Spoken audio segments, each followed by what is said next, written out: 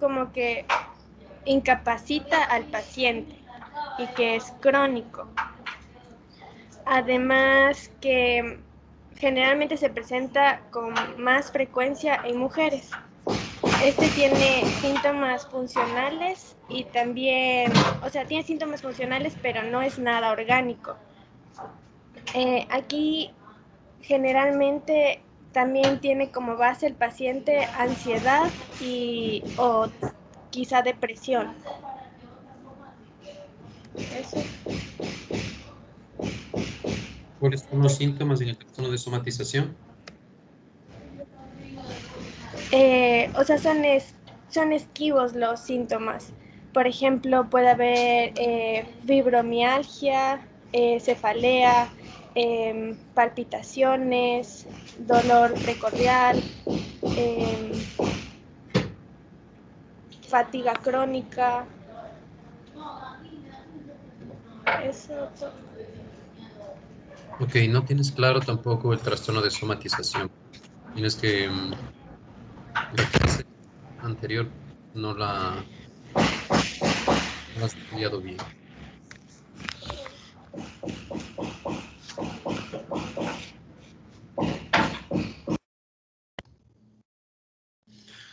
Ok, bueno. Vamos entonces a comenzar con drogas. Sí, está bien con sonido. Perfecto.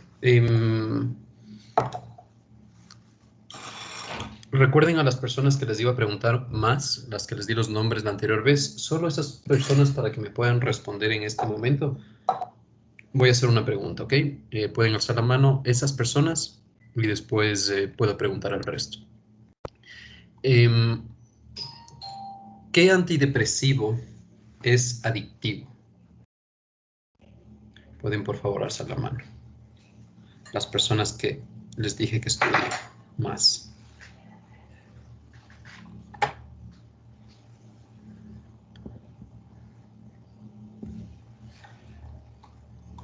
Ok, si no tenemos nadie de ellos levantado la mano, dejo abierta la pregunta a todos.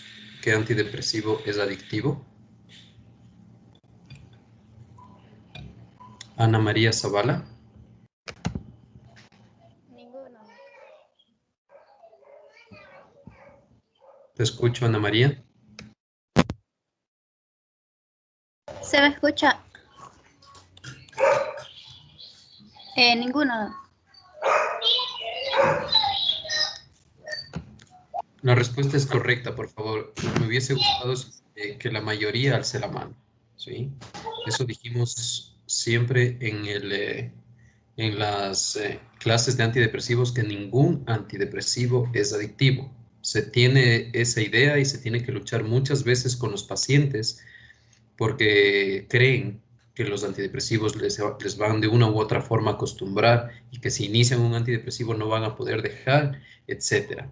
Ok, su función es como médicos es borrar esas ideas de la sociedad que muchas veces existen sobre el uso de antidepresivos. Zavala Ana María, muy bien. Ok.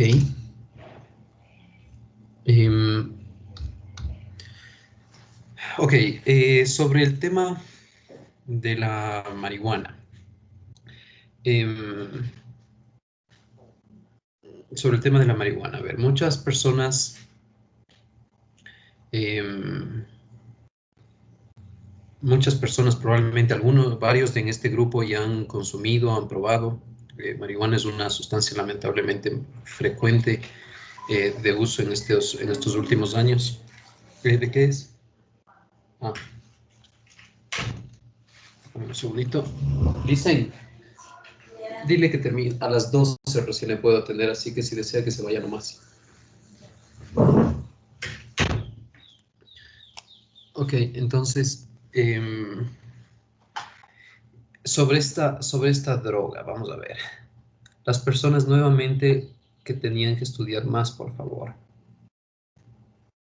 Que tenían que, vamos a nombrar nuevamente las personas que necesito que respondan más.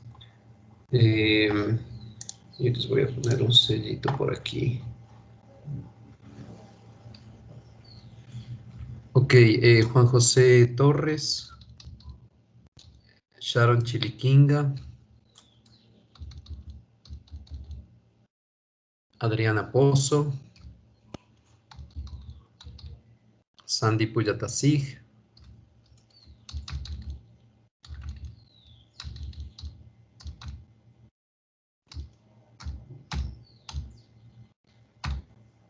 Ana Florencia Castro. Ok, necesito que estas personas respondan las preguntas inicialmente, las que voy haciendo. Ok, si nosotros comparamos el nivel de adicción entre, por ejemplo, cigarrillo, marihuana, o si quiero saber si existe o no un tipo de adicción a la marihuana. Se habla frecuentemente que la marihuana no es adictiva en sí.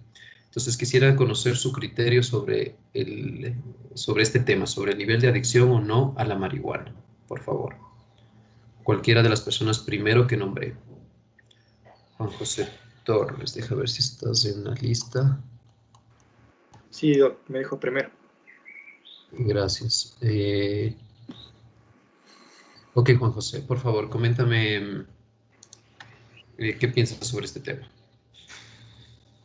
Bueno, según yo tenía adictivo, la marihuana sí es una droga adictiva, es una droga tóxica, ya que en sí esta marihuana genera ese efecto de recompensa en la persona que va a buscar que se administre de forma reiterada. Y en sí esta adicción se produce en poco tiempo, la marihuana, ese efecto. Ok. Em, si nosotros comparamos con el cigarrillo, ¿tú crees que es similar, es más adictivo, menos adictivo? ¿Qué crees tú? Mm, yo creo que tiene una respuesta un poco similar, depende de la administración también, ¿no? Hay personas que la comen y cuando te comes no es tan adictivo que cuando la fumas. Ok. Em, ahora, quiero que por favor me digas sobre las consecuencias del uso crónico de marihuana. Bueno, una de las consecuencias del uso crónico de la marihuana es como que se aíslan de la sociedad, como que empiezan a tomarle todo más, de una manera más relajada. ¿Cómo era? Como que también todo como que le piensan de una forma más profunda. También Ujú. tienen un poco de deterioro de la memoria. ¿Y eso de que le tomen la vida más relajada no sería algo positivo, crees tú? No, es como que toman las decisiones muy a la ligera, como que a la buena de Dios. Ok. Sí, la mayoría de cosas respondiste relativamente bien, Juan José. Luego vamos a ir profundizando un poco más. La anterior nota estaba un poco baja, pero entonces ya no entras dentro del grupo de las personas que necesito que respondan con frecuencia. ¿Ok? Ok. em, vamos a hablar sobre algunos temas generales igual que son importantes. Em, ¿Alguien leyó del grupo de los muchachos que nombré sobre esa droga que les dije que lean, sobre el 2CB, ¿sí? La cocaína rosada? Por favor, las personas que nombré.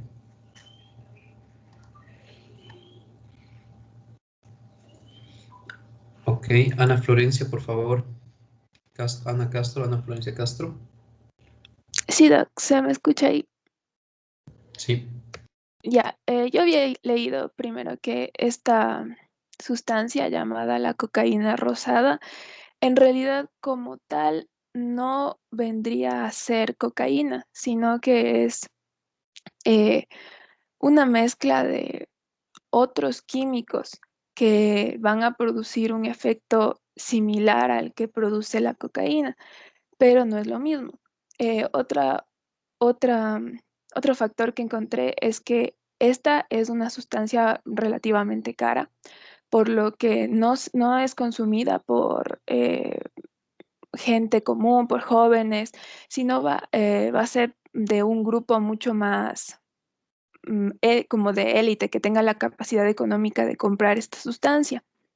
Va a provocar igual efectos eh, tóxicos, es adictiva, va a provocar también tolerancia y eh, se considera que puede ser también de, mm, ¿cómo se lo diría? O sea, se vende de la misma manera que se vende la cocaína, como es en forma de pastillas o en forma de polvo, por lo tanto también se puede, es inhalada, eso es diferente a otras sustancias como la pasta de cocaína que no se la puede inhalar, que se la puede inhalar pero por preferencia es fumada, que más también provoca desórdenes cognitivos. mm, A largo plazo puede provocar también síntomas como ataques de pánico, altera también la parte emocional. Los ataques de pánico se producen porque es alucinógeno también. Y eso, Doc.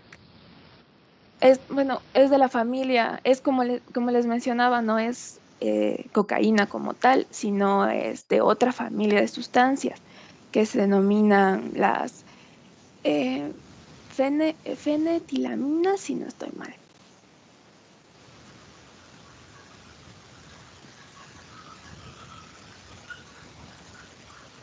Y eso, no sé si...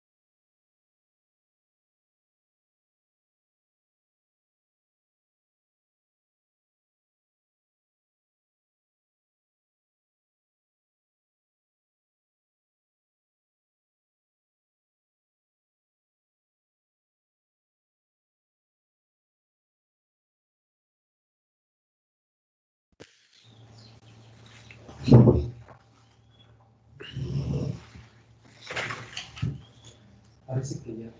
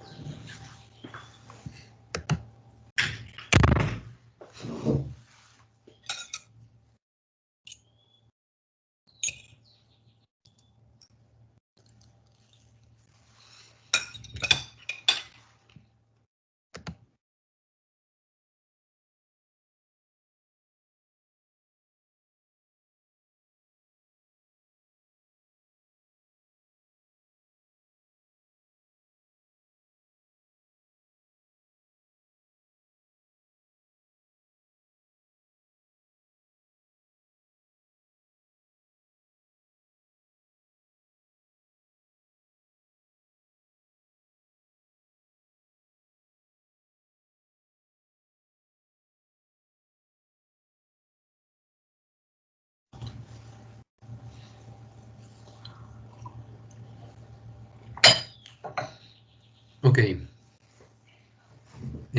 Se fue momentáneamente el internet aquí en la clínica, lo siento.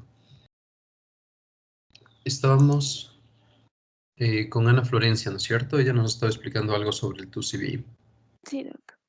Ok, sin embargo, bueno, ya debes haber tenido un tiempo para chequear qué es el 2CB y te debes haber dado cuenta que el concepto que diste era muy relativamente simple. Fue lo que yo les dije en la anterior clase, como como una introducción nada más de 2CB, que es costosa, que no es exactamente cocaína, etcétera. Pero bueno, cuéntame un poco más. ¿Qué es el 2CB? Ahora que ya tuviste unos minutos para leer algo. como le estaba diciendo, ¿no? Que es otras sustancias, entonces va a pertenecer a la familia de las fenetilaminas. Fenilalan- Sí, doctor. Perdón, feniletilaminas, ok. Ujú. Ajá. Es una sustancia que su costo va entre más o menos 30 a 40 dólares, por eso era que era muy costosa. Tiene una duración bastante, de acción bastante larga en comparación con la cocaína como tal, de 4 a 8 horas. Em, igual este efecto va a depender Perdón, del... cuál es el efecto de esta droga?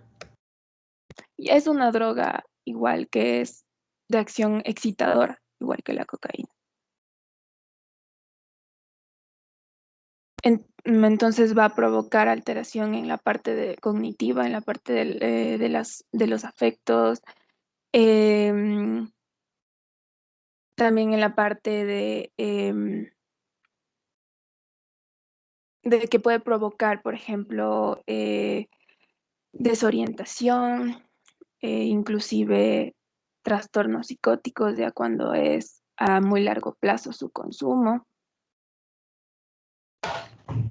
Ok, vamos a dejar ahí. La respuesta fue promedio nada más, Ana Florencia, está bien, pero puedes responder mejor. Primero, el efecto del 2CB o droga o cocaína rosada. Mantenemos las cámaras prendidas, por favor. Todos. Em, es una mezcla de varias drogas, el efecto como tal. Por ejemplo, una parte de cocaína sí tiene, es decir, sí es estimulante, sí da energía, sí da una sensación como de poder, da una sensación como de alegría, felicidad, al igual que la cocaína, pero también tiene un efecto como el NMDA o como el LSD, que son alucinógenos, ¿ok? No son tan fuertes el nivel alucinógeno como el resto de drogas psicodélicas, pero sí tiene un efecto en ese sentido, ¿ok? Entonces se podría decir que es la mezcla de estos dos, tanto de la cocaína como del LSD. A diferencia de la cocaína, no se presenta de una forma relevante esas sensaciones paranoides que a veces se da después del uso de la cocaína. Ok. Un segundito.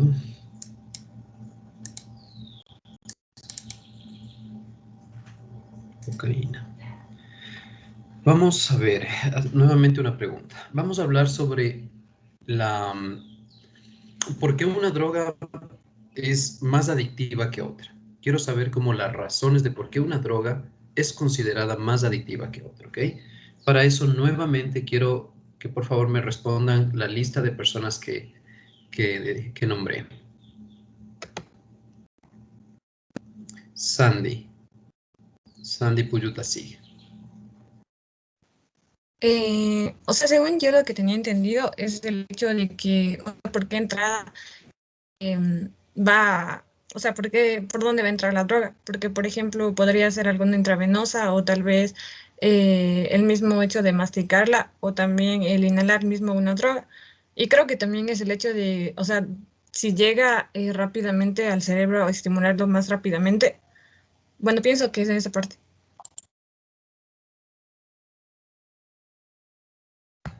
Sandy, ¿hace falta más? Quiero saber más sobre por qué una droga es más adictiva que otra. A ver. O sea, pienso que, o sea, primero la parte de la que le dije de, o sea, poder llegar rápido al cerebro, poder como que hacer el efecto de estimulación. Porque, o sea, como habíamos leído en una parte del libro, decía que, por ejemplo, los que actúan más o menos en el núcleo accumbens, entonces ahí es el lugar donde, digamos, la droga que llega más o llega más rápido a estimularla,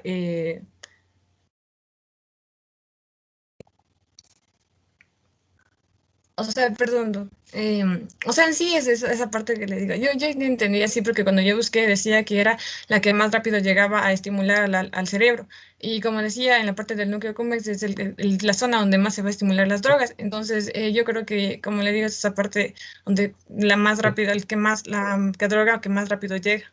A ver, Sandy, tú hablas sobre el método de ingreso o de consumo, ¿ok? Dime, basándote en eso primero, ¿cuál método de consumo en orden tú considerarías que es más adictivo que otro?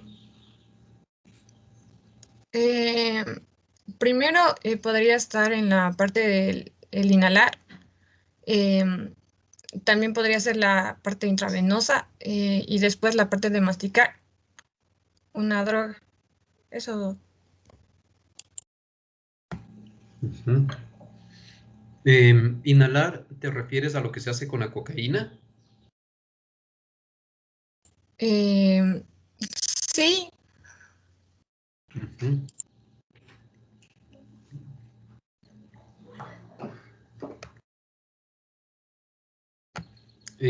Sandy, solo un 30% de lo que comentaste es correcto, ¿ok?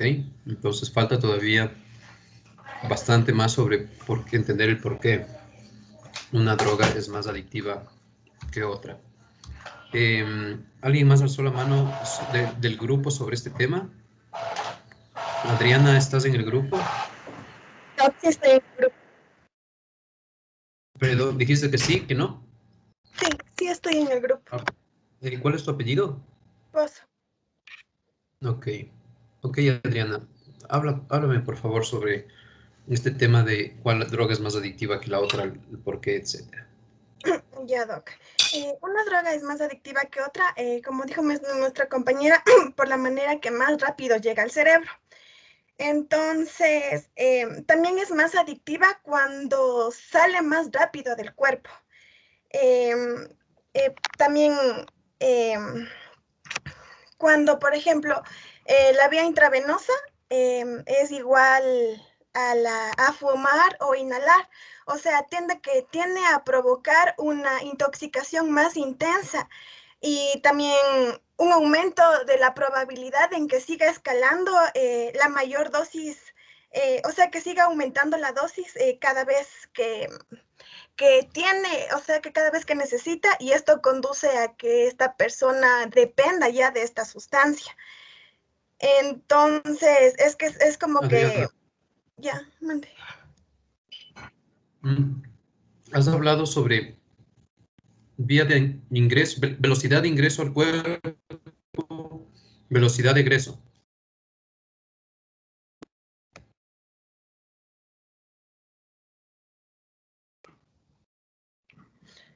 ¿Me puede repetir, Dog? Es que se le cortó. Perdón, no te preocupes. Dijiste 2 puntos. Ingreso al cuerpo, velocidad de ingreso al cuerpo y velocidad de excreción de la droga o de salida del cuerpo. Esos dos has topado. ¿Hay algún otro factor o no? Sí, por ejemplo, la droga también está también relacionada con hipersensibilidad que tiene con el núcleo accumbens, como ya mencionó mi compañera, en cuánta cantidad de estimulación dopaminérgica tenga para que la persona siga utilizando la droga. O sea, si tiene mayor capacidad de satisfacción, la persona va a seguir mm, siendo más, va a ser más adictiva. Ok, ¿podrías por favor repetir porque se me cortó tu sonido? Sí, es que estoy con insuficiente calidad de red, me dice. Sí, le repito. Por ejemplo, aparte de cómo sale del cuerpo y la vía intravenosa, cómo ingresa al cuerpo, también hay diferencias en la capacidad de hipersensibilización que tiene con el núcleo accumbens, la amígdala y el hipotálamo. También decía que esas son las zonas que va a estar que es el centro de las adicciones, digamos. Entonces, mientras que está sensibilizando hipersensibilizando estas zonas, entonces va a haber mayor capacidad dopaminérgica y entonces va a haber mayor utilización de la droga, porque va a tener mayor capacidad de satisfacción al usarla.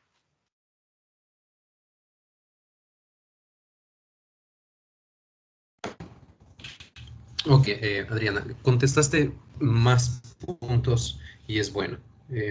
Vamos a explicar un poco la diferencia, por qué una droga es más adictiva que otra. Ok. Las personas que tengan mal su internet, obviamente pueden ellos sí apagar su video, ¿no? Para no sobrecargar mucho. Las demás sí necesito que estén prendidos, por favor. Ok. Vamos haciendo algunas preguntas simples, ¿ok? ¿Cuáles? Sí sabían que, más que una pregunta les voy a comentar.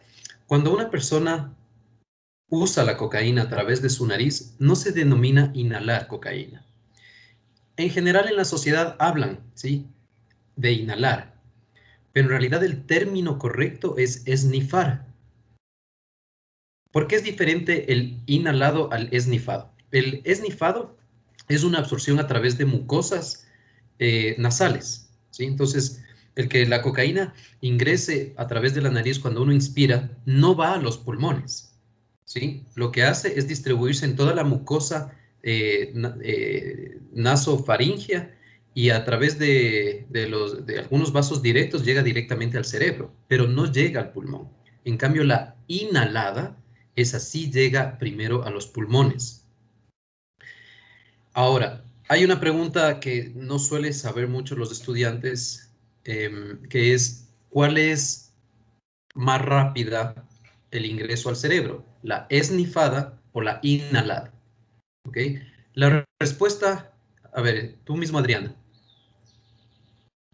La que más rápido llega al cerebro es la vía inhalada. Porque se hace el intercambio gaseoso entre los pulmones, en donde en los pulmones va a llegar, vienen las venas pulmonares, viene la sangre oxigenada, de ahí va a la aurícula izquierda, al ventrículo izquierdo, de ahí a toda la circulación en general. Entonces, la vía inhalada va a llegar más rápido. Es un proceso, es un intercambio gaseoso muy rápido.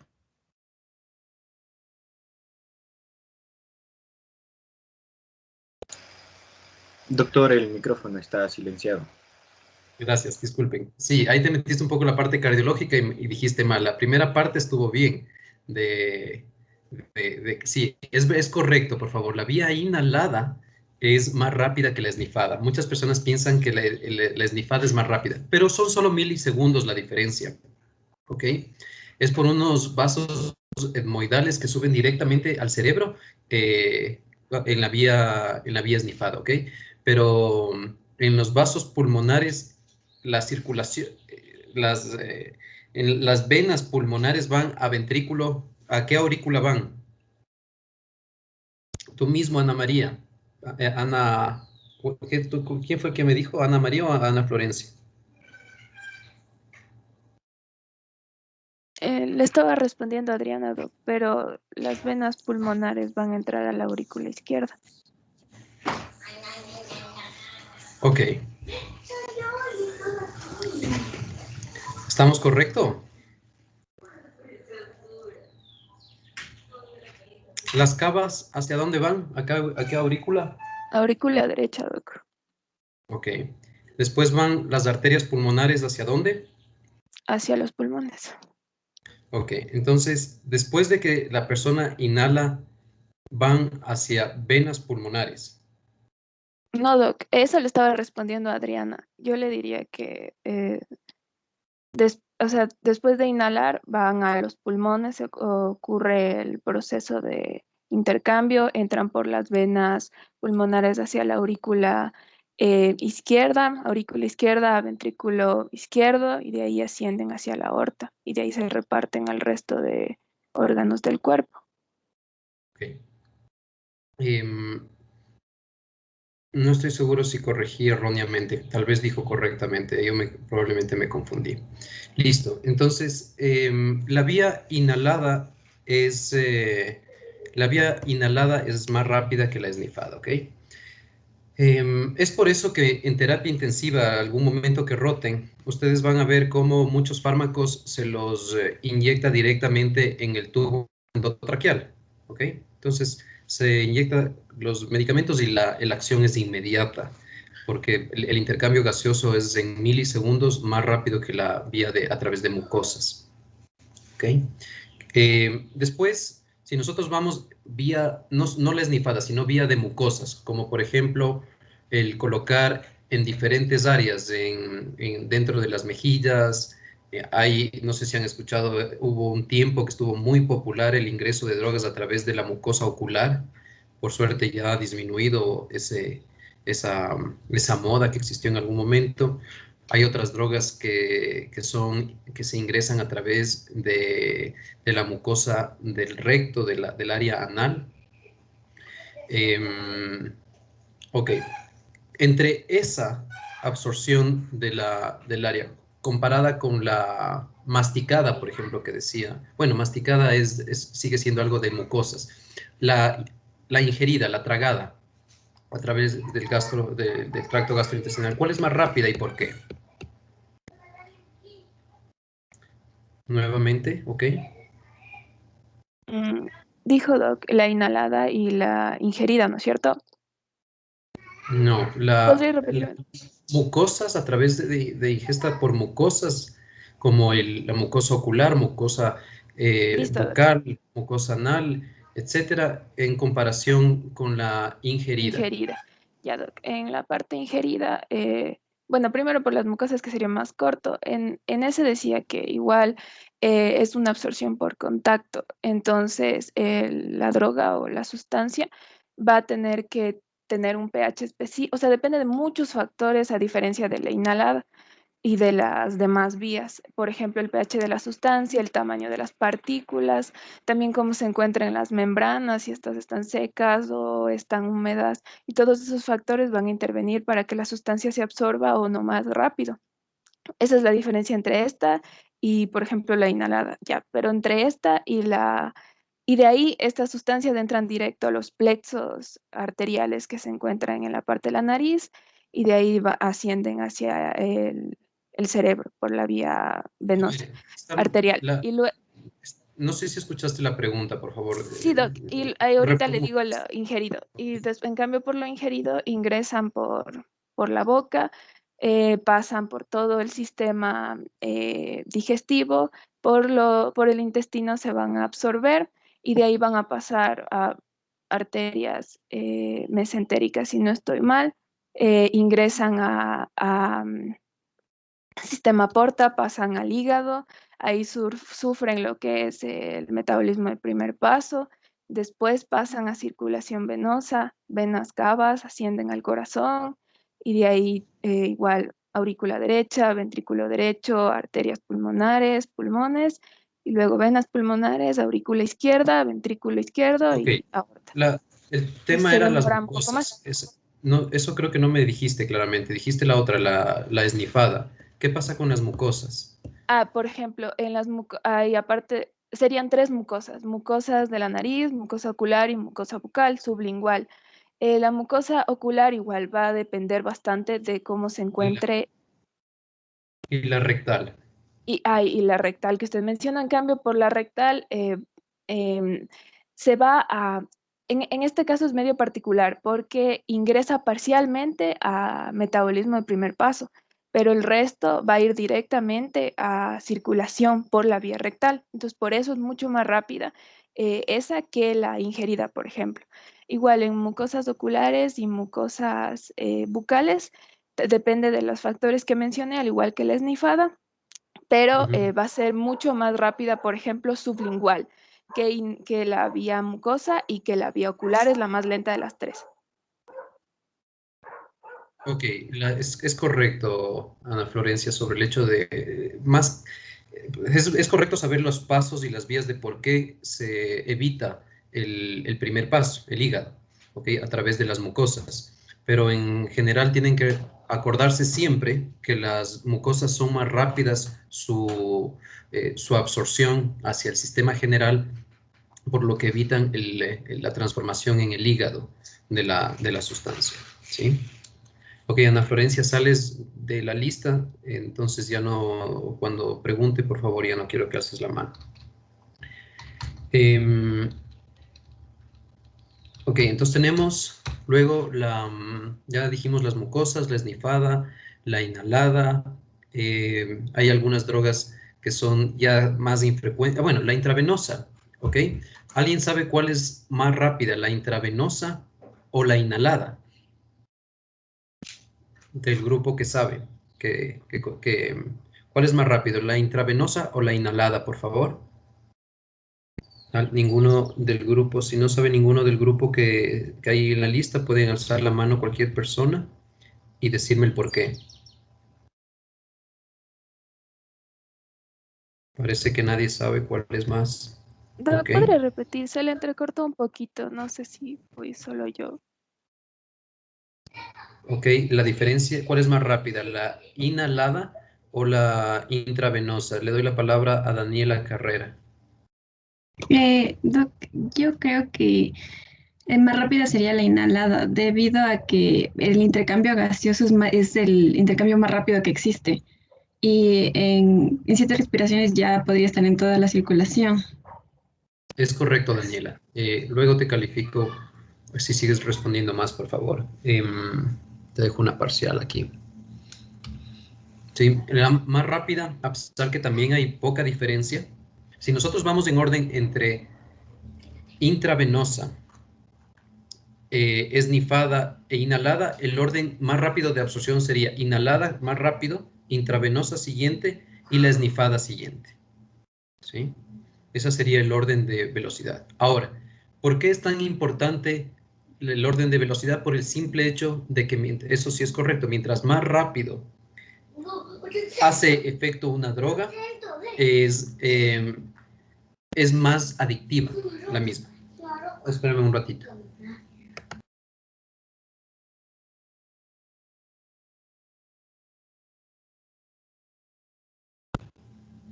Ok.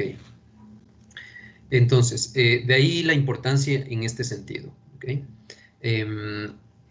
Hay drogas, por ejemplo, una de las drogas más adictivas, un grupo de drogas. ¿Sabes cuál es, Daniela, tú mismo, el grupo de drogas más adictivas que se conocen en la actualidad? No, Doc. Sabes, tú has escuchado de varias drogas, marihuana, cigarrillo, heroína, cocaína, el 2CB, hay las drogas de asalto como la escopolamina, el LSD, el éxtasis, etcétera. ¿Tienes idea cuál de todas estas es como más adictiva? La heroína. La heroína. Ok. Ujú. Bueno, sí. Los opiáceos, por favor, son las drogas más adictivas en general que se conocen hasta el momento. Dentro de ellas hay un sinnúmero de drogas muy, muy adictivas y lamentablemente tienen una prevalencia en uso entre médicos bastante alto.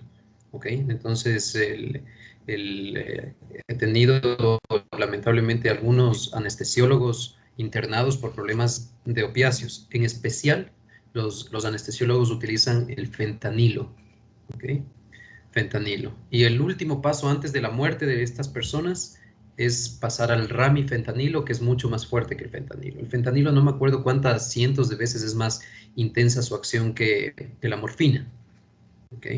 La heroína está un poco más abajo que el fentanilo en su forma de acción. Ok, entonces estábamos en la velocidad de acción. El otro factor que es indispensable, que sí dijo una de sus compañeras, es la velocidad, no de excreción en sí de la droga, sino de la ausencia de acción de la misma, ¿sí?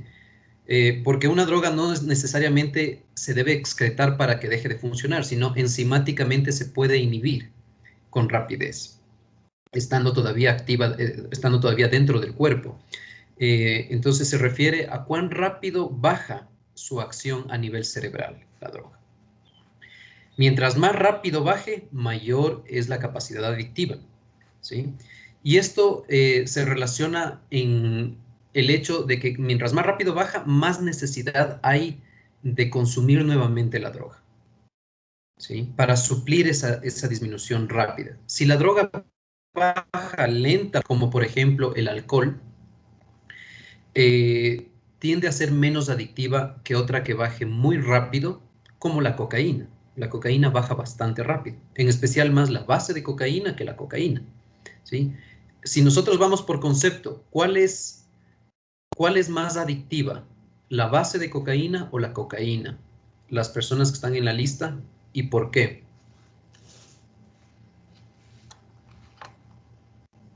Nadie, ok.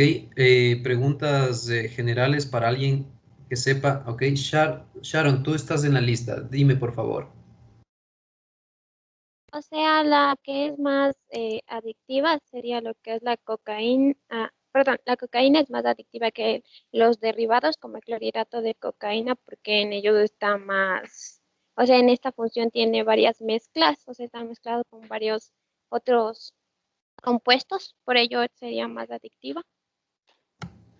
Sharon, ¿tú sabes lo que es la base de cocaína y la cocaína o clorhidrato de cocaína?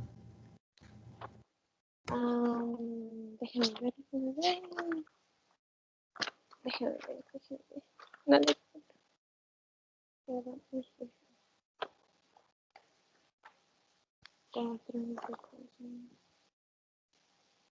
La base de cocaína o el clorhidrato de cocaína. Ok, dale nomás, Ana Florencia, tú mismo. A ver, dame un segundo. Creo que también alzó la mano Kevin, porque tú hablaste bastante. ¿Quieres decir algo, Kevin? Así que, bueno, la base para que se transforme en clorhidrato tienen que meterle un grupo éter a este alcaloide. Y la diferencia sería que el clorhidrato es inhalada y la pasta es fumada, o sea, con combustión, me parece.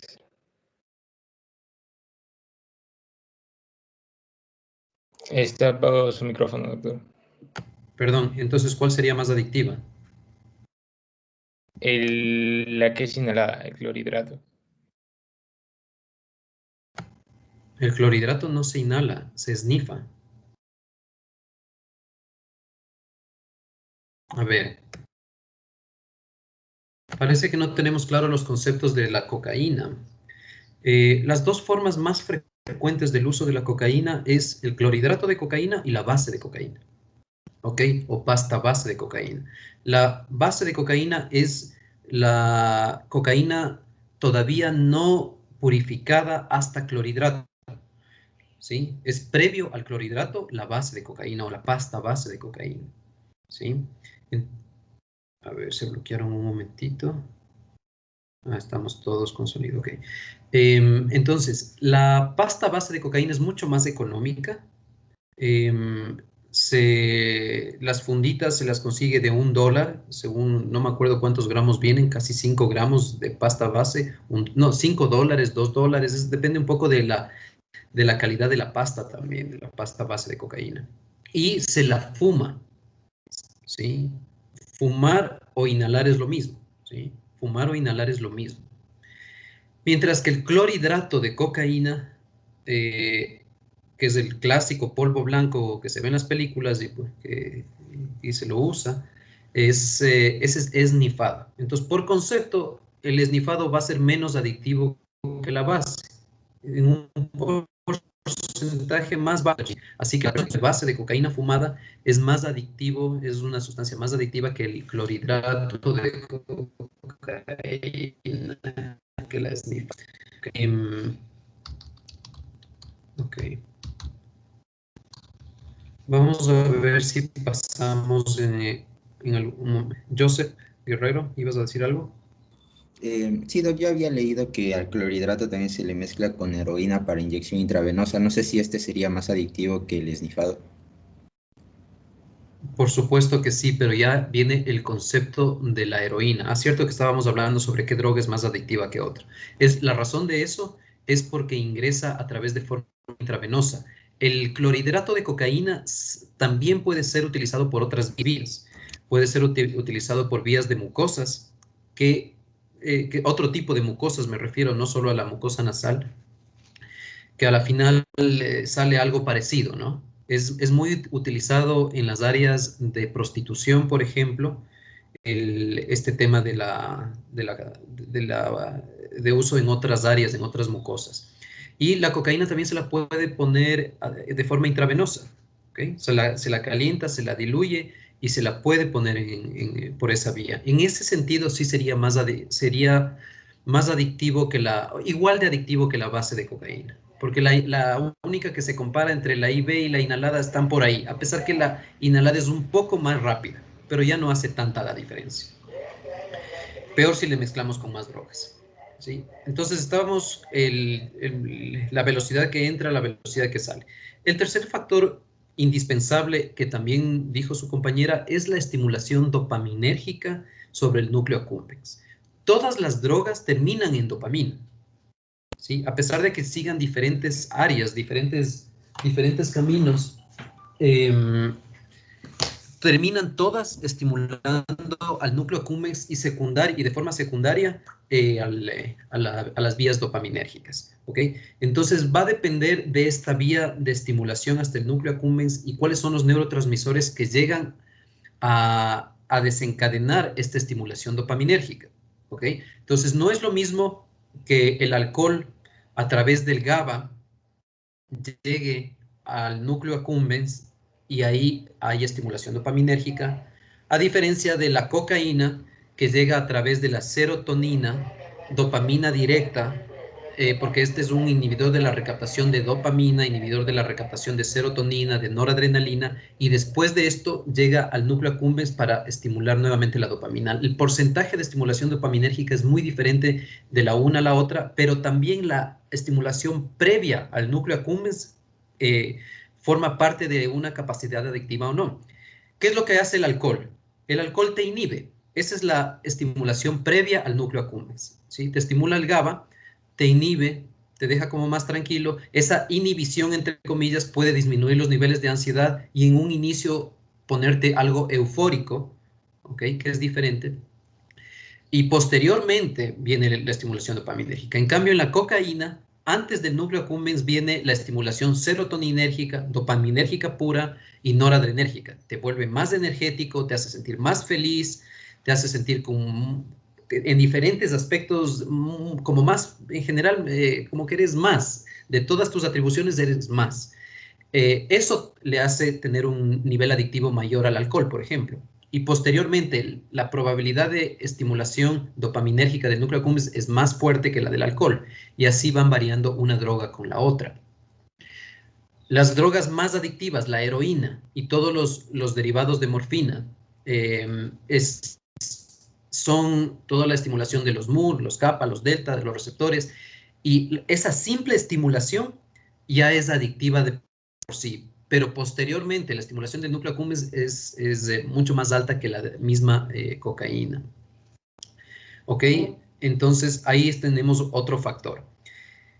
Un cuarto factor que le hace a una droga más adictiva que otra es el aspecto ambiental en donde se la consume o cómo se la consume. ¿Ok? El alcohol, al no ser una droga adictiva, muy adictiva, pero lamentablemente su consumo social le hace una droga muy peligrosa, ¿sí? Mata más personas que la misma heroína, que la misma marihuana, que la misma etcétera, pero es por su ambiente social, por su legalización y por su normalización. Entonces la gente consume alcohol y no pasa nada, pero si alguien te dice, oye, tu hermano está consumiendo heroína, entonces ahí todo el mundo se preocupa. ¿Okay? Y ahora la pandemia del consumo de marihuana es tremenda a nivel mundial. El hecho de que se haya aceptado en varios países en el mundo es trágico, creo yo, para el futuro de las sociedades en donde se está aceptando el consumo. ¿Okay? Sobre este tema de la legalización de la marihuana, creo que algo les dije la anterior vez, solo en países muy desarrollados va bien. Muy desarrollados. ¿Okay? Como por ejemplo Holanda. Holanda fue un éxito su legalización. Después de todos los estudios en Holanda vieron que después de la legalización los consumidores holandeses bajaron. Los que aumentaron lamentablemente eran los migrantes, ¿sí? Los migrantes y los turistas. Eso aumentó el consumo. Pero de ahí los propios holandeses no. Ellos no son consumidores de marihuana. Obviamente disminuyó lo que da el objetivo de la legalización. Disminuyó el microtráfico, disminuyó la criminalización de la venta de la droga, etcétera. Pero en otros países lamentablemente no sucede eso, ¿sí? Y lo único que es dar luz verde a mayor tráfico, a mayor consumo, y se crean muchos problemas. No sé si han ido, las personas que hayan ido tal vez últimamente a Estados Unidos en este último año, año y medio, que varios estados han legalizado la marihuana, por ejemplo, Nueva York. Ahora es terrible, uno va por este parque de la Gran Manzana, y es, ¿cómo se llama? El parque. Entonces, ahí uno antes iba y era todo un aire puro. Ahora uno va por ahí, todo el tiempo es un olor a marihuana en las calles. Entonces, no es fácil ese tema. Ok, entonces ya tenemos varios aspectos en relación por qué una droga es más adictiva que otra. Es por eso que muchos tratamientos lo que hacen es reemplazar una droga que sube muy rápido y baja rápido por la misma, pero que sea lento. Uno de los tratamientos de primera línea para los opiáceos, ¿alguien sabe cuál es? Tratamiento Sandy. Puyo Tasik. Doc, serían los mismos antiopiáceos, porque por ejemplo la metadona o las naltrexonas también, esos había visto.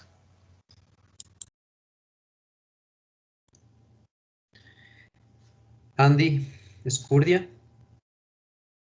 Aparte de la metadona que la chica había dicho, creo que también se utiliza, porque es un poco más efectivo, la buprenorfina, que esta venía en unos parches transdérmicos y se decía que se iba a utilizar porque tenía un efecto más largo, un efecto durario más largo, de cerca de 4 días. Y lo que se iba a dar era 2 veces por semana. ¿Cuál es tu apellido? Andy Escurdia. Ya. Ok, Andy, sí es correcto, la buprenorfina y la metadona son los dos principales tratamientos para esto. Hay también las clínicas de metadona en Estados Unidos. Una de la morfina, la heroína, eso está devastando a Estados Unidos. Los barrios que ustedes ven que son manzanas, kilómetros de gente, de pordioseros, de mendigos, etcétera, está relacionado no con falta de trabajo en sí, ¿sí? Sino está relacionado con el abuso de drogas, en especial heroína. Luego vienen otras drogas relacionadas con la heroína, que son ya mezclas como la metanfetamina, mezclas químicas entre lo que es el NMDA, éxtasis con heroína, cosas como esas, el crystal meth, que son, bueno, allá hay de todo, realmente. Acá por suerte no tenemos tantas drogas fuertes. Y sí, allá hay las clínicas de metadona. No solo eso. Sí sabían que hay países, tanto en Europa y en Estados Unidos, que tienes lugares donde tú te puedes ir a inyectar tu heroína en paz. ¿Sí? Que son pagados por el Estado. No les dan la droga, por si acaso. Lo que les dan son las jeringuillas y un lugar seguro. Con esa medida, el gobierno y los estados disminuyeron el contagio de VIH nada más. Y también en algo la criminalidad de conseguir un lugar como tranquilo para consumir la heroína intravenosa. ¿Okay? Entonces, en Estados Unidos hay. Pero también en Estados Unidos y en algunos países europeos hay las clínicas de metadona, en donde tú vas todos los días, te dan tu dosis de metadona, te inyectas y sales a tratar de tener una vida normal. Ok. Cocaína, heroína, marihuana, alcohol. Veamos qué tenemos en las diapositivas.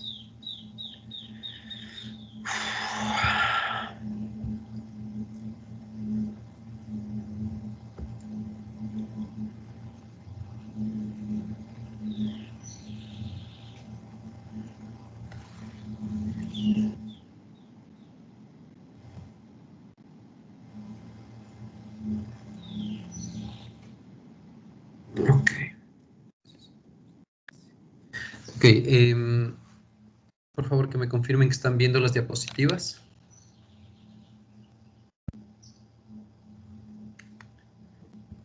Sí, Doc. Sí, Doc. Listo. Ok, para considerar que una persona es adicta a una sustancia, tienen que unirse varios factores, pero dos son los principales. ¿Okay? Uno es el síndrome de abstinencia, ¿ok? Y la otra es la tolerancia a la droga. Esos son los dos principales. ¿Sí? Siempre tienen que existir eso. Eso significa que el concepto de tolerancia todos deben saber, en donde la cantidad que utilizaban antes ya no produce el mismo efecto, sino tienen que ir aumentando el uso. Y el síndrome de abstinencia, que al momento de no tener la droga, se genera un sinnúmero de síntomas tipo ansiosos para poder consumir la droga. El síndrome de abstinencia también como concepto es, una vez que se consigue la droga, disminuyen todos estos efectos. ¿Okay? Después de todo esto de la base del síndrome de abstinencia y la tolerancia, vienen otros aspectos que se relacionan con cuánto afecta las drogas en tu vida. ¿Sí? El tema de cómo afecta tu vida académica, familiar, social, también forma parte de los criterios para el consumo para el diagnóstico de una adicción.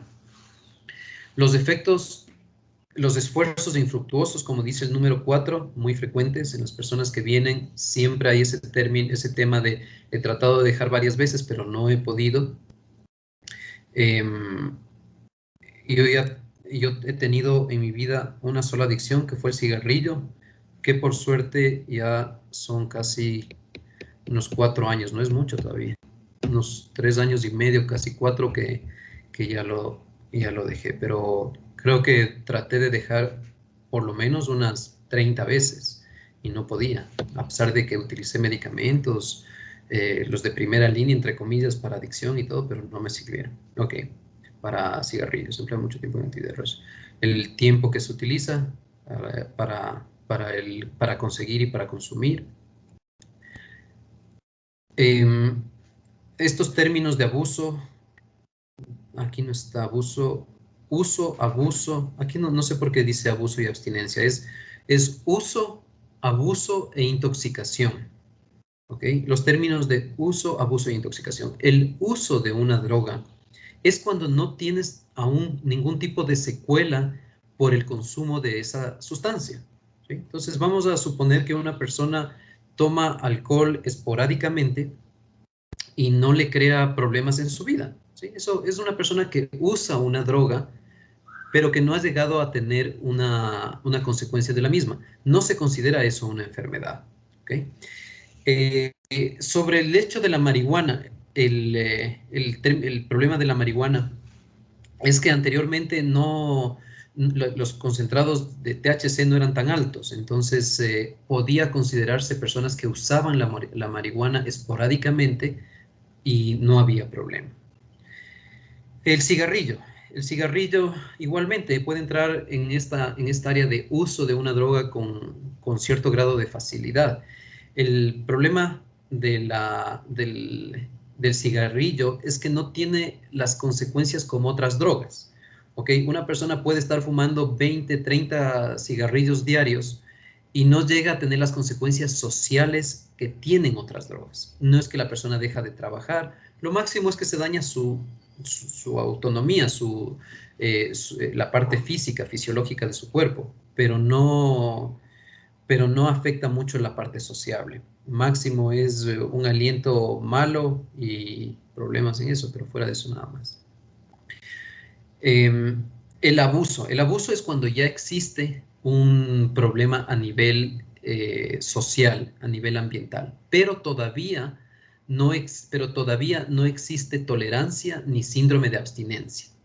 Una vez que ya hay síndrome de abstinencia y tolerancia, ya es una dependencia a la droga. Ahora, una intoxicación. Es muy frecuente cuando una persona va a entrar a rehabilitación por abuso de drogas, en que se le va a hacer una desintoxicación. Quiero que opinen las personas que están en la lista sobre qué opinan de esto, de la desintoxicación, alzando la mano. ¿Qué significa esto de te vas a rehabilitar y entras a un proceso de desintoxicación? ¿Alguien de las personas que están en la lista alzar la mano o no? Ok, cualquier persona que se habla frecuentemente sobre esto de la desintoxicación. Voy a entrar a desintoxicarme a un proceso. Adriana, ¿tu apellido? Ok, nuevamente, Adriana, cuéntame, por favor. ¿Qué quiere decir esto? O sea, cuando las personas van a clínicas a desintoxicarse, generalmente van obligadas, ya sea por la familia, por la mamá o por amigos cercanos a esta persona, en donde muchas veces las personas no aceptan, o sea, no quieren estar ahí, tratan a veces hasta de escaparse. Adriana.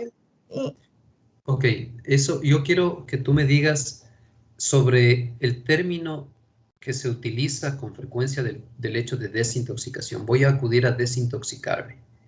Quiero saber si es correcto y qué opinas tú de esto. generalmente, o sea, es que hay diferencia en el término intoxicación. O sea, cuando el término intoxicación en sí es cuando un síntoma aparece a una determinada dosis y disminuye cuando se deja de consumir. Entonces eso es intoxicación. Y abstinencia es como que algo parecido, en donde el síntoma aparece después de haber tomado la sustancia y reducir su cantidad. Ok, no. No era lo que yo quiero llegar. El término de voy a desintoxicarme a una clínica, eso es incorrecto, por favor. Ustedes tienen que saber que las intoxicaciones, al igual que cualquier fármaco, uno puede intoxicarse de una sustancia cualquier sustancia química que uno ingiera o que ingrese al cuerpo por cualquier vía, uno puede intoxicarse. ¿Ok? Una persona que consume alcohol y llega algo ebrio, despierto, caminando mareado, medio como que se cae, es el clásico chumado. ¿Esa persona está intoxicada de alcohol o no?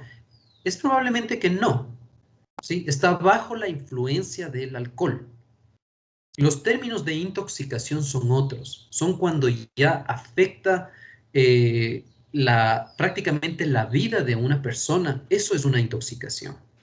¿Sí? Si nosotros le damos paracetamol a una persona y le damos le damos 2 gramos, le damos 4 gramos en un día, ¿sí? Hasta 5 gramos le damos en un día, va a tener la influencia normal del paracetamol en el cuerpo. Pero si nosotros le damos 30 paracetamol, entonces esa persona va a venir con una intoxicación de paracetamol y tiene que ingresar a un proceso de desintoxicación de paracetamol, ¿sí? Donde le daremos N-acetilcisteína, donde le haremos lavado gástrico, etc.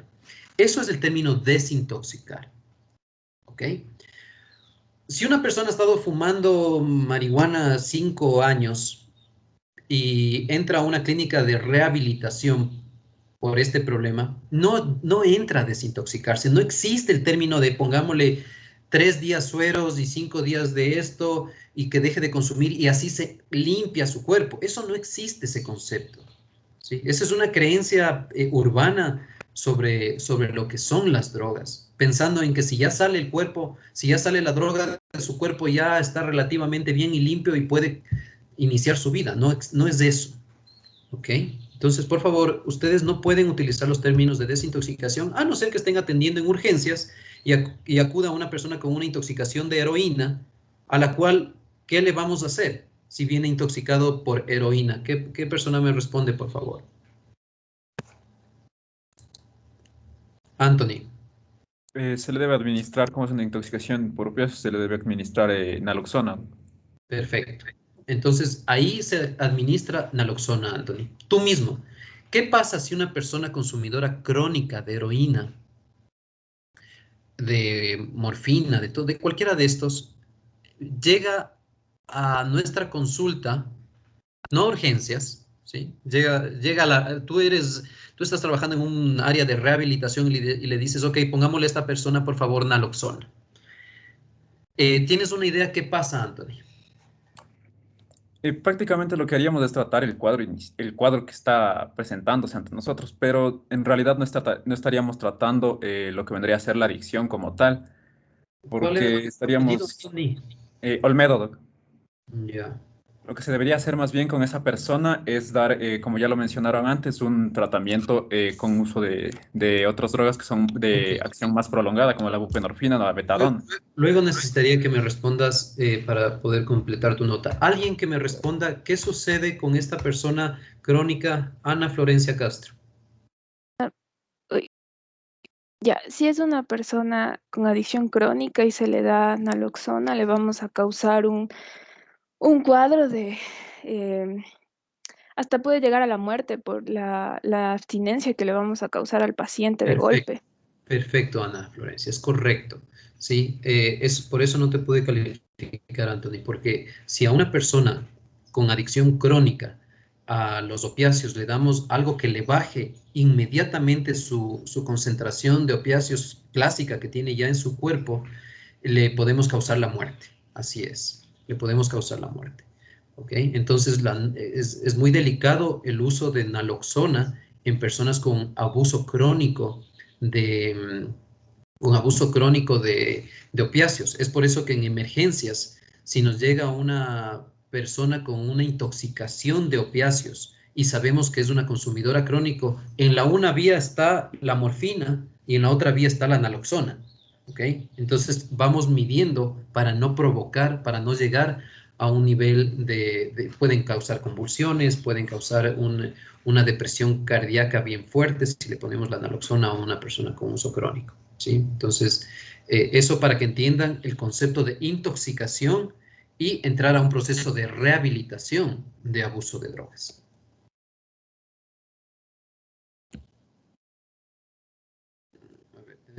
Aquí tenemos una lista.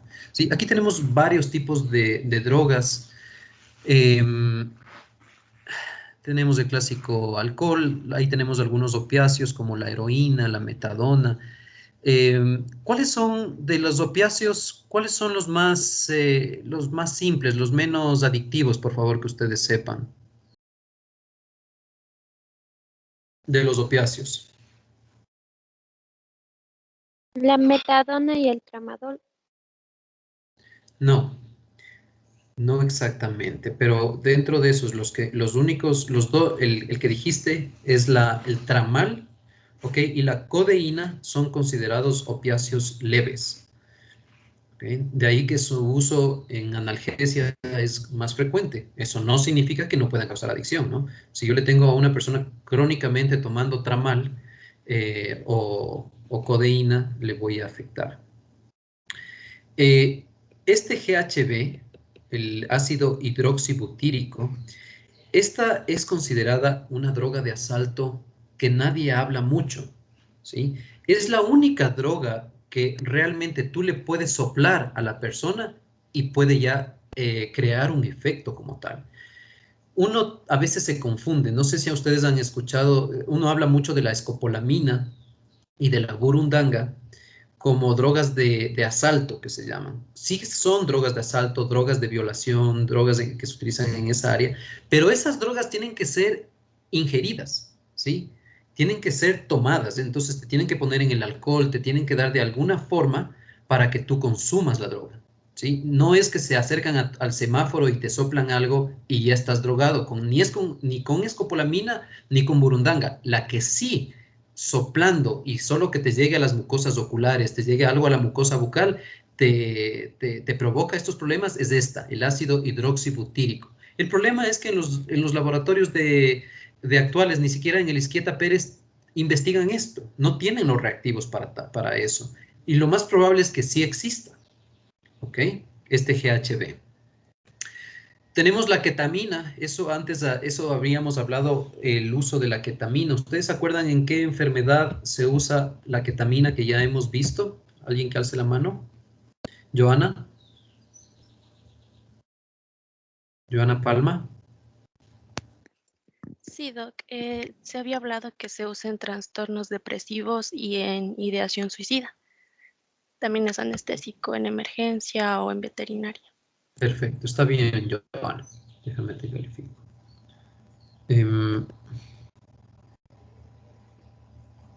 Se debería tener todo en lista porque son 3 grupos. Ya. Ok, entonces ahí tenemos la ketamina. Las benzodiazepinas, que son fármacos utilizados frecuentemente en el área de psiquiatría, también tienen características adictivas, entonces tenemos que tener cuidado su uso crónico. Alprazolam, clonazepam, ketazolam, librazolam, bromazepam, etc. Ok. Luego tenemos el éxtasis, que es una droga de diseño. La diferencia entre, hay las drogas de diseño y las drogas no de diseño. Las drogas de diseño simplemente son creadas en laboratorio. ¿Okay? Pues, a alguien se le ocurrió la forma, mezclas químicas, etc. El LSD también es una droga de diseño. Son drogas alucinógenas. Estas drogas, ¿qué opinas del nivel de adicción? ¿Quién fue el que me respondió? Que puse como parcial. Aquí tengo una P. Daniela Carrera. Sí, Doc. Te tengo como P de parcial. Respóndeme sobre el nivel de adicción de los alucinógenos, como el LSD, como los hongos alucinógenos. Ahí dice el psilocibe. Son hongos y son el LSD, los clásicos alucinógenos. ¿Qué opinas del nivel de adicción de estos? Tienen menor cantidad de adicción porque debido a que no hay como tal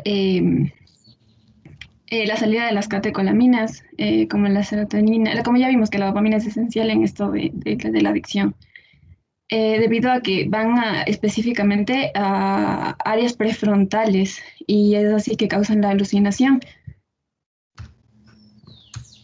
Muy buena respuesta, Daniela. Estas drogas alucinógenas, por lo general, no son consideradas en sí alucinógenas.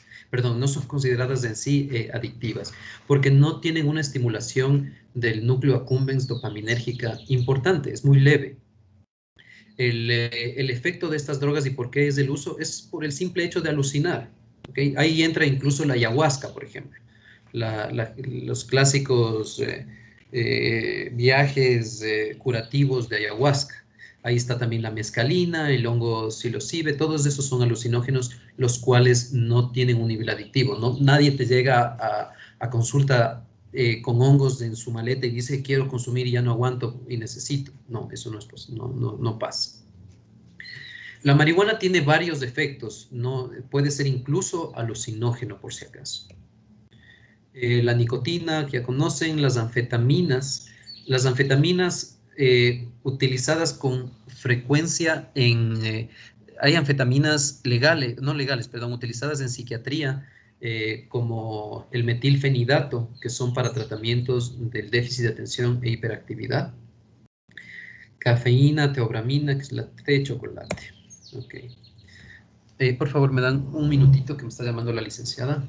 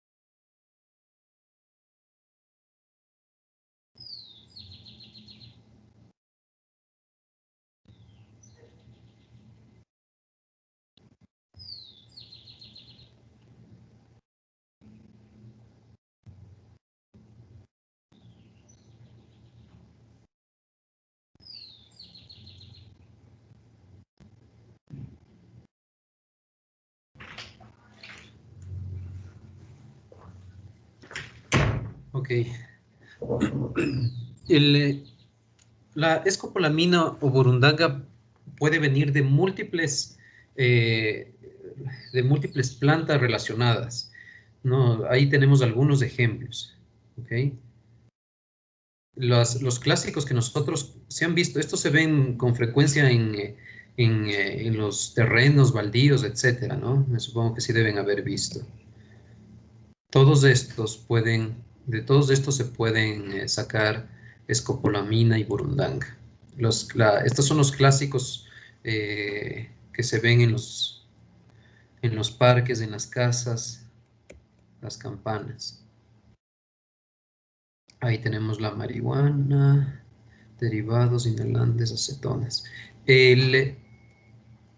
Una de las drogas que mayor daño produce en el cerebro son estos de aquí, las acetonas, los bencenos. Aquí tenemos el cemento de contacto, que ustedes deben haber escuchado con alta frecuencia, que es utilizado en las calles por los niños.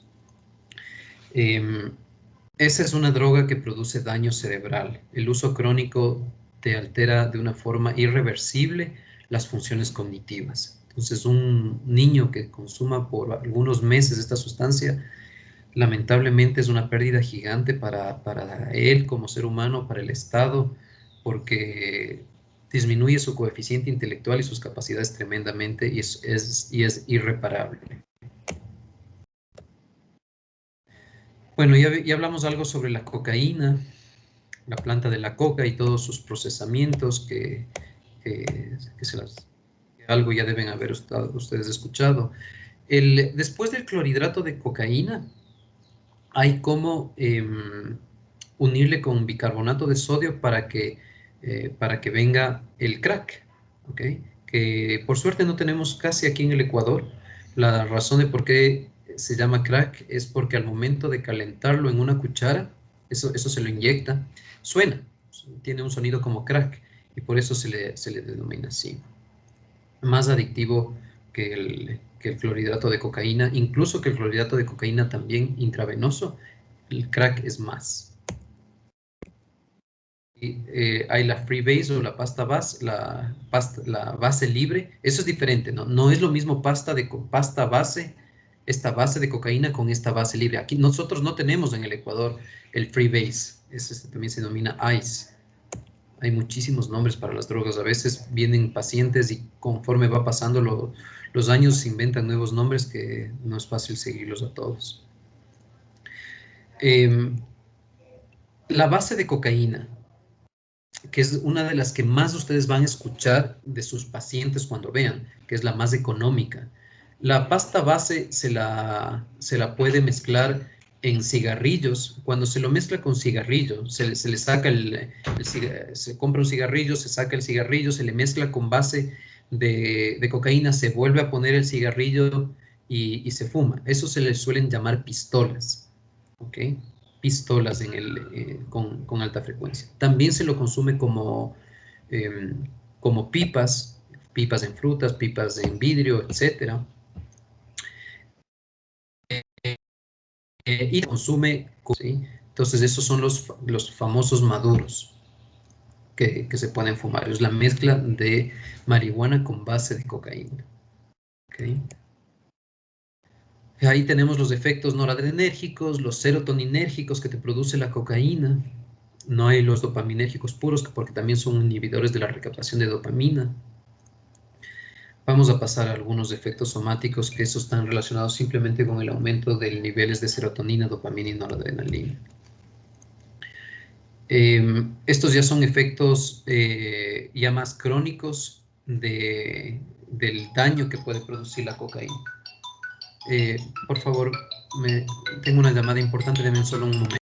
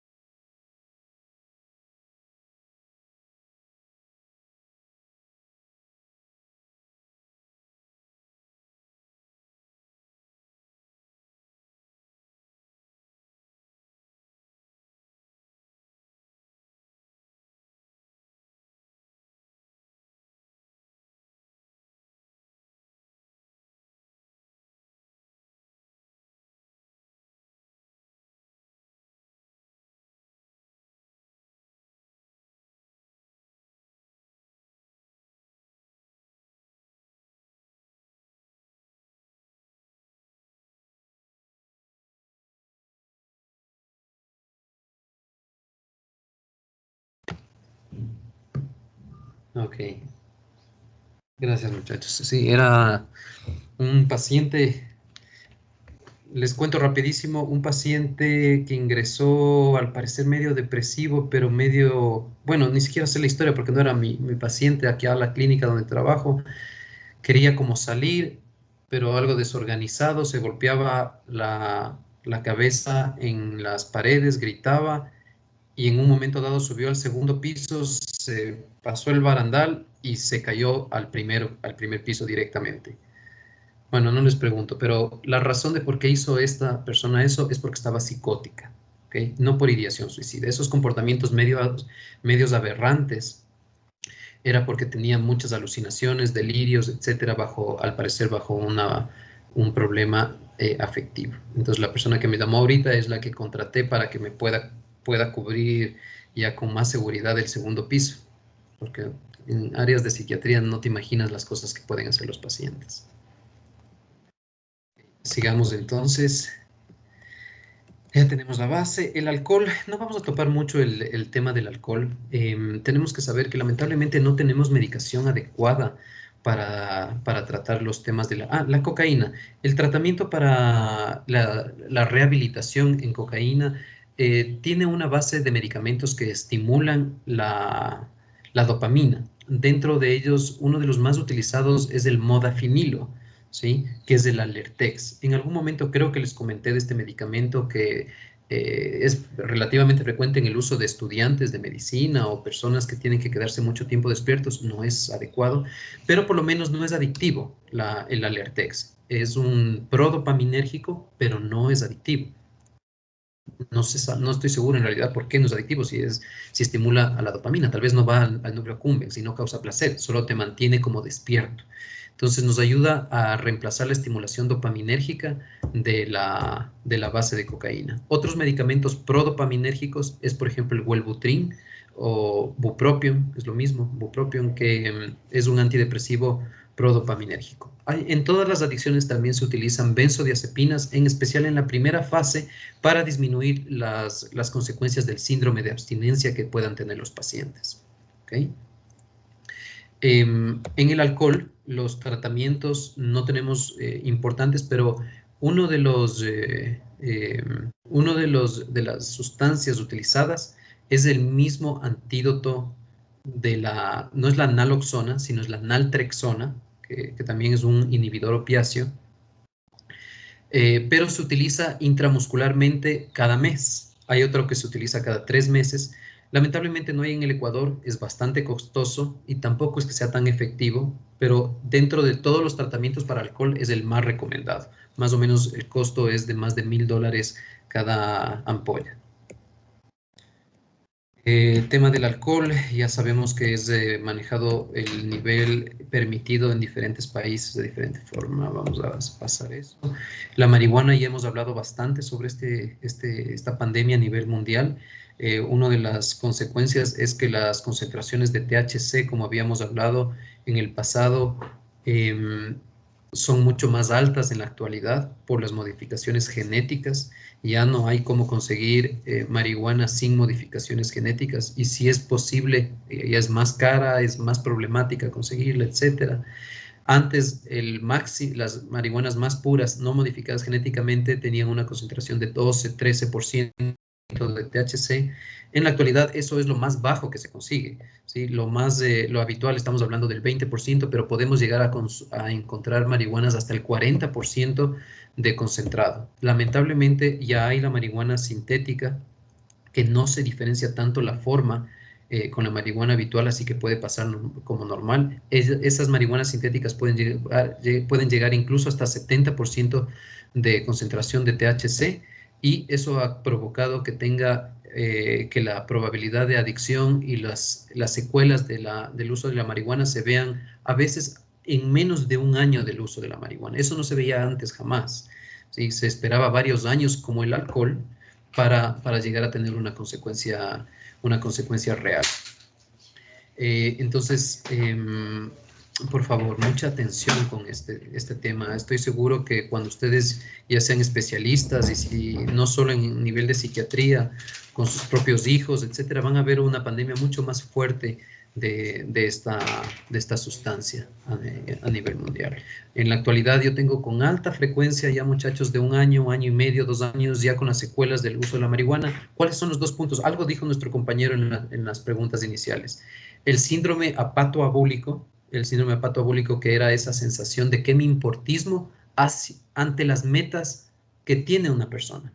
¿Sí? Una persona que no consume marihuana, previo al consumo de marihuana, que quiero hacer esto, que quiero graduarme en la universidad, quiero viajar, quiero casarme, quiero hacer esto, etcétera, etcétera, preocupado sobre el futuro, comienza a haber un uso crónico y todas esas sensaciones y deseos se bloquean.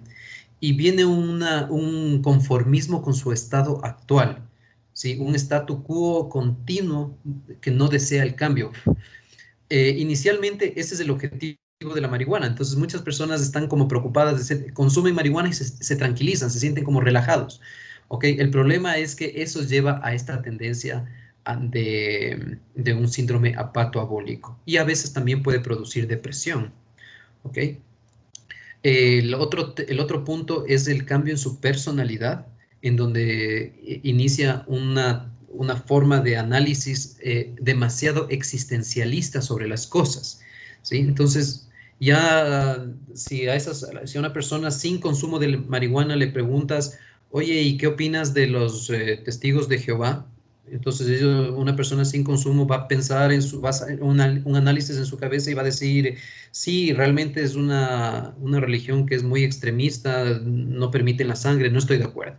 Sí, una persona con consumo crónico de marihuana, si le preguntan eso, probablemente va a tener una idea, algo así como, bueno, sí, todos los seres humanos tienen las libertades para poder escoger lo que quieran en su vida, nadie está para juzgar, así que todo es aceptado en el mundo, y van a comenzar a filosofar sobre cada cosa simple que le viene a su vida. O sea, temas como en qué universidad vas a estudiar o qué vas a hacer después de que te gradúes de médico.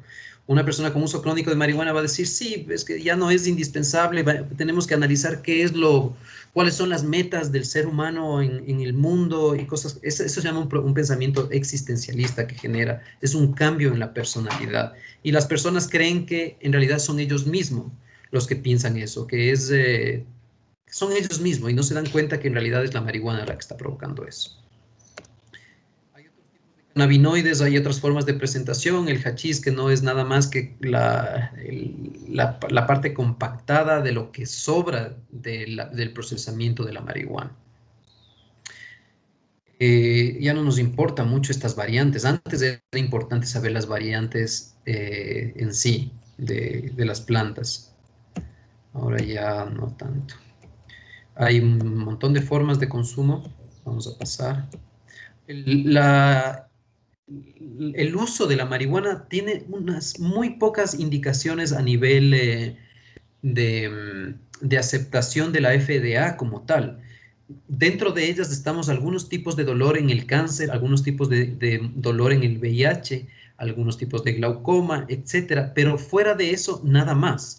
Esto de aquí que ustedes ven, Parkinson, Huntington, eso no está aceptado, ¿no? Ni la esclerosis múltiple. Solo en realidad son pocos temas de cáncer, de dolor en cáncer y dolor de VIH. ¿Ok? Pero cuando uno lee en el internet, uno piensa, pero alzaste la mano, yo no creo que te vi, disculpa.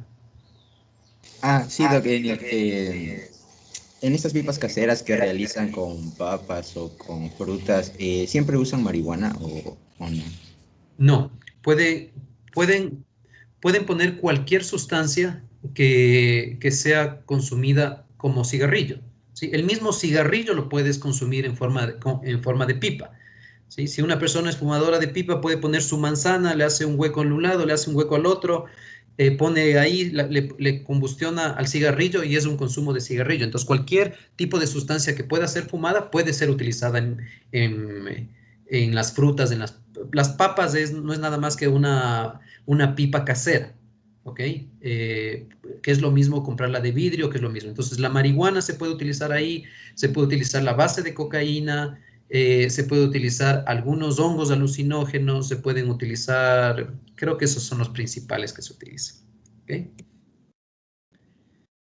Riesgo de vulnerabilización, pasemos esto, ¿cierto? Aquí tenemos ya los opiáceos, morfina el clásico, no hay mucha adicción a morfina, exceptuando cuando son por iatrogenia. Entonces, los médicos que ponen demasiada morfina a un paciente le pueden causar una adicción a morfinosímiles, a opiáceos iatrogénica. Entonces tenemos que tener cuidado qué cantidad utilizamos de estas drogas. Los opiáceos, en especial los fuertes, aparte de ser las drogas más adictivas, tenemos un problema con ellas. Hace falta un solo consumo para que una persona ya sea adicta. No es como otras que a veces necesitas más, ¿sí? Inclusive la cocaína. En la cocaína necesitas unos cuantos momentos de consumo para llegar a ser adicto, ¿sí? En cambio, en los opiáceos, en especial los más fuertes, una sola vez de consumo puede ser ya un adicto a la sustancia. ¿Okay? Recuerdo cuando eso fue un error, porque yo ya sabía los problemas de la morfina y alguna vez me tocó hacerme una endoscopía y dije, por favor, no me pongan nada, porque ahí suelen poner fentanilo al momento de las endoscopías. Entonces dije, por favor, no me pongan fentanilo. Sí, obviamente luego no pude aguantar, me pasé vomitando en eso y me pusieron fentanilo a la final. Es una sensación súper agradable. Creo que la única vez en mi vida que he probado un opiáceo. Entonces hay que tener cuidado. Si se lo usa bien, se lo usa, no hay ningún problema. Tenemos la metadona, tramal, la miperidina, que antes se utilizaba dentro de los antitusígenos, buprenorfina. Eso ya hablábamos, el fentanilo y el ramifentanilo. Este es el más fuerte, ¿sí? Tremendamente. Aquí tenemos las drogas de diseño bastante, el éxtasis utilizado en este tipo de fiestas. Cada vez en el Ecuador hay mayor número de personas que consumen éxtasis. Vienen las pastillas por lo general con formas. Déjenme ver si ahí están la forma de las pastillitas. Sí ven ahí, ¿no? Por lo general estas pastillas tienen diferentes patrones, dibujos en esta. El éxtasis suele causar una sensación de rumiación en la boca, de ahí que es frecuente ver a estas personas con algo en la boca. Y también suelen causar deshidratación. Entonces están con chupetes, están con un chupón, muchos de ellos, están tomando agua frecuentemente por la deshidratación que causa y la sensación de rumiación que da el éxtasis. El éxtasis se utiliza bastante en excesos sexuales, en relaciones sexuales medias especiales, porque aumenta las sensaciones satisfactorias del tiempo de relación, etcétera, con el éxtasis. Ok.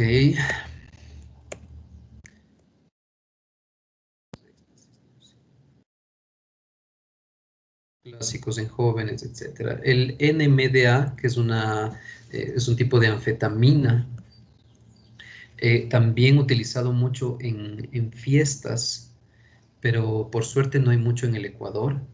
Es muy similar el efecto al éxtasis con el NMDA. Mayor grado de euforia, mayor grado de energía, no te duermes, más feliz, etcétera. Metanfetamina es una variación de la anfetamina clásica, una variación de la NMDA. Es mucho más fuerte, pero esta ya no se utiliza para fiestas en sí. Las metanfetaminas, bueno, sí se las utiliza en esos grados, pero ya no con el propósito del éxtasis de simplemente tener más energía para estar en una reunión y para estar más alegre y para durar toda la noche, sino la metanfetamina ya crea cierto grado de alucinaciones, ya crea comportamientos aberrantes, ya es utilizado en sí como una droga más fuerte. Muy adictivo, ahí están los nombres de la metanfetamina, el SpeedMed, pero por suerte no hay tanto en el Ecuador.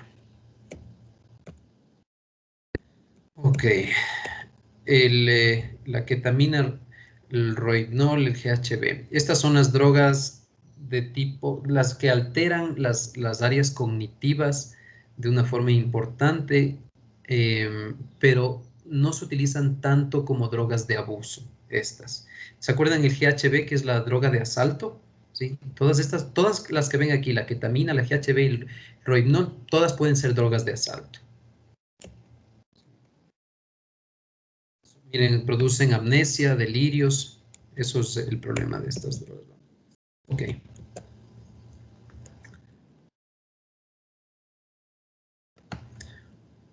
Vamos a descartar esto. Y vamos a volver a la cámara. Dejar de presentar.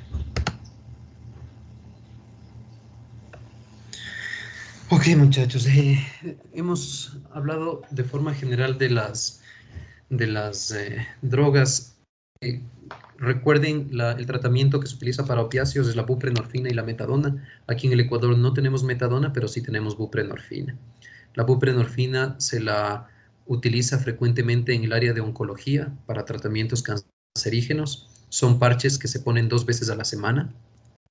Se le quita jueves en la mañana y luego viene domingo, ahí se va alternando.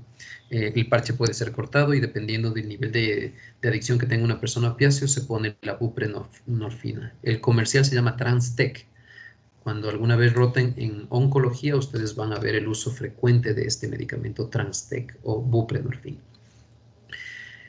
Preguntas sobre la clase, por favor. Algo extra que quieran saber sobre cuestiones de drogas, dudas, personas que hayan escuchado que consumen alguna droga y que quieran saber, ¿ok? Michelle, por favor. Doc, una pregunta. ¿Cuáles son las drogas que dicen que diluyen en las fiestas o que ponen a las chicas en los vasos y así? Eso te decía, una es la GHB, esas drogas de asalto, pero en el Ecuador más frecuente es la escopolamina, por ejemplo, cuando quieren, dependiendo del efecto que quieran lograr la persona. No siempre hay el mismo efecto. El GHB es una droga de abuso realmente. Si una persona tiene esa droga, pero al parecer es más infrecuente en el Ecuador, pero no sabemos porque no hay detección en el Izquieta Pérez. Pero esa sí es droga de violación. La clásica droga de violación es el GHB. Es una droga que le produce a la persona amnesia, no te lleva a un estado de somnolencia ni que te quedas dormida, sino te da un estado de pasividad ante las decisiones. Entonces no tienes como mucha capacidad de tomar decisiones y lo malo es que te olvidas de toda la noche, ¿sí? Entonces de ahí que tiene este problema el GHB. Pero fuera de eso, en el Ecuador es frecuente ver que muchachos ponen benzodiazepinas a las personas. Entonces le diluyen el clonazepam y el alprazolam y le ponen en las sustancias. Lo único que produce eso es que la persona esté un poco más como mareada, como más, es como que estás más, como que exageraste el consumo de alcohol, ¿sí? Al ser las benzodiazepinas una droga inhibidora, entre comillas, podría provocar que una chica no tenga sus barreras de protección muy fuertes y pueda ser más fácil abusar de alguna forma de esa persona. ¿Ok? Entonces, esas son las drogas. Si ya son un poquito más criminales las personas que le ponen cosas esta va a ser la escopolamina, ¿sí? La burundanga. Joseph Guerrero. ¿Que el café llega a ser una droga o no? Sí, pero es una droga leve.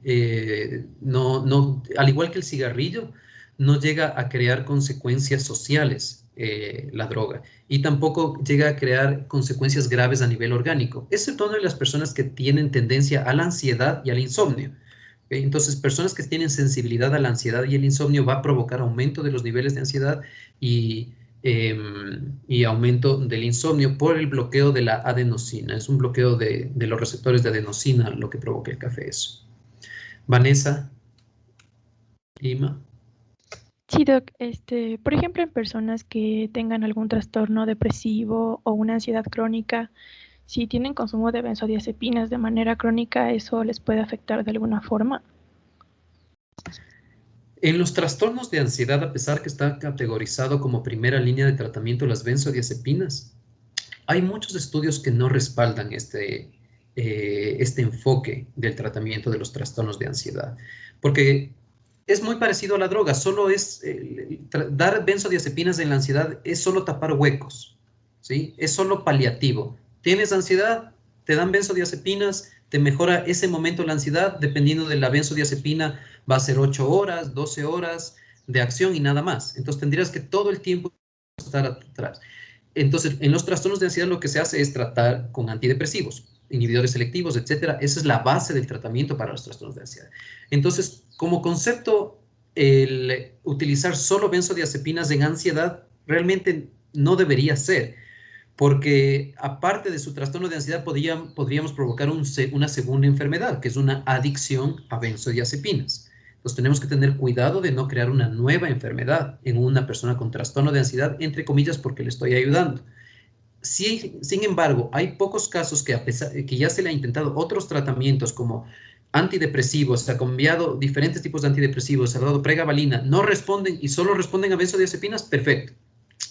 Prefiero que esté con una dosis continua toda su vida de benzodiazepinas a que esté con un trastorno de ansiedad crónico. Con respecto a los trastornos depresivos, los trastornos depresivos en la primera fase siempre se los acompaña con ansiolíticos como benzodiazepinas. Eso es bueno porque depresión siempre se acompaña con ansiedad.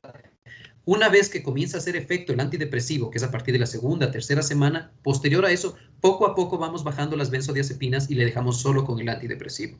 Es erróneo dejar benzodiazepinas de forma crónica en un trastorno depresivo. No hay ninguna razón para eso. ¿Ok? Génesis Vaca. Sí, Doc, yo tenía una pequeña pregunta. Lo que pasa es que yo estaba leyendo acerca de la marihuana y en algunos lugares decía que es un factor de riesgo para generar o para tener esquizofrenia, pero otros en cambio decían que podía ser o sea, que podía ser una alternativa terapéutica. Entonces no sabía al final qué es. Ok, sí. Génesis, en los que leíste que puede ser una alternativa terapéutica, están completamente mal. Por favor, mucho cuidado en utilizar marihuana o cualquiera de estas sustancias en pacientes con psicosis. Hay estudios genéticos súper interesantes de esquizofrenia. Entonces hay personas que tienen una predisposición bastante alta que con el consumo de una sola vez de marihuana, esquizofrenia directamente. Entonces hay es peligroso. Entonces nada de... la marihuana puede desencadenar una esquizofrenia. Recuerden, no es causal, no es que la marihuana causa esquizofrenia, ¿sí? Sino que puede desencadenar en una predisposición genética de un ser humano, que si no hubiese consumido nunca, tal vez nunca hubiese desarrollado su esquizofrenia. ¿Okay? Priscila. Sí, Doc, ¿cómo está? Doc, quería preguntarle, las personas que deambulan en la calle y se drogan habitualmente con cemento de contacto, ¿esto se puede considerar esnifar también? ¿O qué es lo que se considera lo que ellos hacen con el cemento de contacto? Inhalar, porque son sustancias volátiles que se desintegran, van en el aire e inhalas. No es que están absorbiendo. Recuerda, el polvo que ingresas, la única droga que se esnifa a la final es la cocaína. Es la única. La cocaína no va a los pulmones, se queda en toda la mucosa nasal. ¿Ok? Entonces eso es esnifar, entonces es inhalar. ¿Algo más ibas a decir, Priscila? No, nada más lo que eso. Muchas gracias. ¿Alguna otra duda de alguien? ¿Vanessa? Sí, Doc, por curiosidad, en personas que son dependientes, o sea, no tienen la adicción a la marihuana, pero son dependientes de ella, ¿cuál sería como que un tratamiento o una forma de manejar mejor esta dependencia? Lamentablemente no tenemos un solo fármaco enfocado a tratar la marihuana. De todos los demás tenemos fármacos que nos ayudan para prevenir sustancias que relacionan, etc. Entonces la marihuana todas las drogas tienen un inicio que es el deseo de querer dejar la sustancia. Sin eso es muy difícil tratarla. Así que esos tratamientos que le encarcelan, que le capturan al paciente, eso no sirve a la final. Aparte de que es ilegal, no sirve. Entonces, los centros que, entre comillas, capturan al paciente no son éticos y van a causar gastos de dinero innecesarios, perjudicar en diferentes sentidos. Entonces, para tratar un problema de marihuana debe haber inicialmente una necesidad, y depende de la cantidad que consume, porque si es alto y frecuente, necesita un proceso de hospitalización e internamiento para una deshabituación de la marihuana. Caso contrario, se puede tratar de forma ambulatoria, si habría la opción realmente de que la persona quiere dejar, pero no tenemos fármacos en especial, así que tratamos con benzodiazepinas, con medicación PRN, antidepresivos cuando hay síndrome hepatoabúlico, etc. Ya, gracias, doctor. Michelle, ¿estás alzando la mano? Sí, Doc, una pregunta. ¿El tabaco inhalado causa la misma sensación que el tabaco normal? Nuevamente la vía de administración. El cigarrillo en general no trae esas consecuencias sociales, ambientales como el resto de drogas. Entonces, independientemente de la vía de inhalación, la vía de consumo, perdón, no va a haber consecuencias como tal. ¿Qué es lo bueno del cigarrillo utilizado a través de mucosas? Que no te llega a los pulmones y no te va a causar el proceso de combustión. Recuerden que la nicotina no es la que te provoca el cáncer, eso deben saber, ¿no? No es la que te provoca el cáncer, sino es la combustión y todos los derivados del carbono que son cancerígenos y que te provocan el enfisema, etc. Entonces, si una persona consume cigarrillo solo a través de las mucosas, que hay de diferentes formas, no te va a provocar un cáncer de pulmón. Tal vez te dé un cáncer de labio, que sí hay mayor riesgo, pero igual sigue siendo bajo. El nivel de adicción es lo mismo, eso creo que preguntaste, es muy similar. Es que es un uso crónico, ya no interviene mucho el hecho que suba y baje rápido. El problema es que el cigarrillo tiene que ser consumido crónicamente para llegar a crear una adicción, ¿ok? Entre comillas podría ser que sí sería más adictivo el de las mucosas que... No, perdón, el fumado e inhalado que el de las mucosas podría ser entre comillas más adictivo. Gracias, Doc. Ok, ¿nadie más? ¿Alguna otra pregunta, muchachos? Ok. Listo, parece que ya no hay más preguntas. Para la próxima clase veamos qué tenemos. Para la próxima clase es trastorno por déficit de atención, autismo.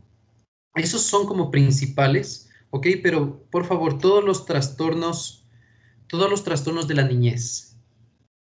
Todo lo que sea niñez y psiquiatría vamos a ver, pero principalmente déficit de atención, hiperactividad y autismo. Esos son los dos principales. ¿Ok? Espero que ya no se den más inconvenientes. Qué pena que no pude darles la otra clase. Tuve que acompañarle a un familiar a una cirugía. Creo que eso sería todo, muchachos. Gracias entonces por su atención y nos vemos el próximo jueves, ¿ok? Gracias, Doc. Gracias, Doc. Gracias, Doc. Chao, chao. Muchas gracias, Doc.